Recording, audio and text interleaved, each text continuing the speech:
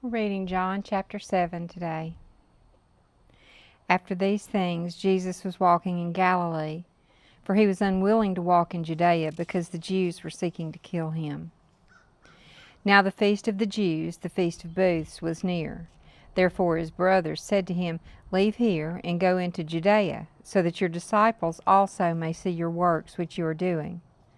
For no one does anything in secret when he himself seeks to be known publicly.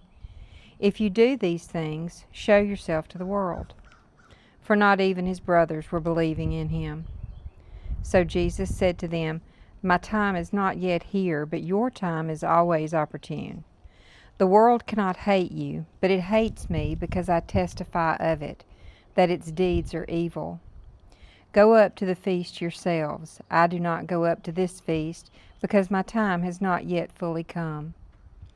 Having said these things to them, he stayed in Galilee. But when his brothers had gone up to the feast, then he himself also went up, not publicly, but as if in secret.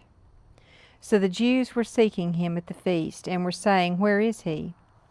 There was much grumbling among the crowds concerning him. Some were saying, "He is a good man."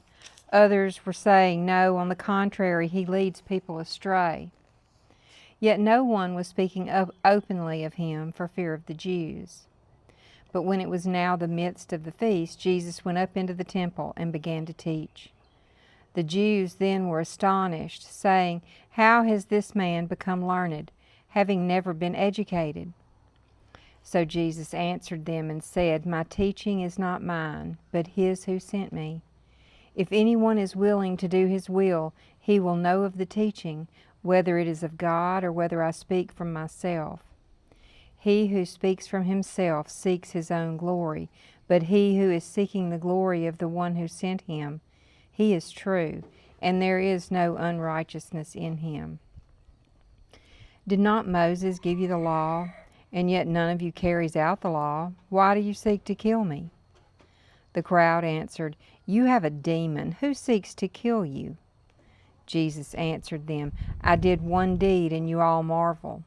For this reason Moses has given you circumcision, not because it is from Moses, but from the fathers. And on the Sabbath you circumcise a man. If a man receives circumcision on the Sabbath, so that the law of Moses will not be broken, are you angry with me because I made an entire man well on the Sabbath? Do not judge according to appearance, but judge with righteous judgment." So some of the people of Jerusalem were saying, "Is this not the man whom they are seeking to kill? Look, he is speaking publicly, and they are saying nothing to him. The rulers do not really know that this is the Christ, do they? However, we know where this man is from. But whenever the Christ may come, no one knows where he is from." Then Jesus cried out in the temple, teaching and saying, "You both know me and know where I am from, and I have not come of myself, but he who sent me is true, whom you do not know. I know him, because I am from him, and he sent me." So they were seeking to seize him, and no man laid his hand on him, because his hour had not yet come.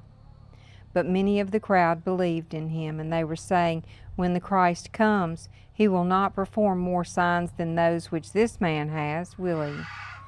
The Pharisees heard the crowd muttering these things about him, and the chief priests and the Pharisees sent officers to seize him. Therefore Jesus said, "For a little while longer I am with you. Then I go to him who sent me. You will seek me, and you will not find me, for where I am, you cannot come." The Jews then said to one another, "Where does this man intend to go that we will not find him? He is not intending to go to the dispersion among the Greeks and teach the Greeks, is he? What is this statement that he said, 'You will seek me and will not find me, and where I am you cannot come'?" Now on the last day, the great day of the feast, Jesus stood and cried out, saying, "If anyone is thirsty, let him come to me and drink. He who believes in me, as the Scripture said, from his innermost being will flow rivers of living water." But this he spoke of the Spirit, whom those who believed in him were to receive, for the Spirit was not yet given, because Jesus was not yet glorified. Some of the people, therefore, when they heard these words, were saying, "This certainly is the prophet." Others were saying, "This is the Christ." Still others were saying, "Surely the Christ is not going to come from Galilee, is he? Has not the Scripture said that the Christ comes from the descendants of David and from Bethlehem, the village where David was?" So a division occurred in the crowd because of him. Some of them wanted to seize him, but no one laid hands on him.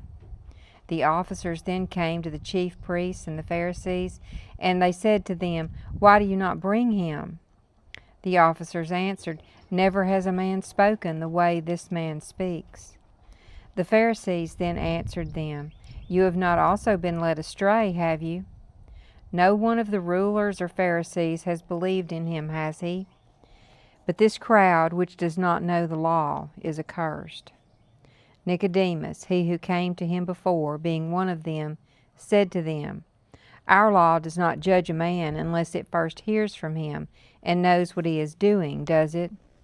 And they answered him, "You are not also from Galilee, are you? Search and see that no prophet arises out of Galilee."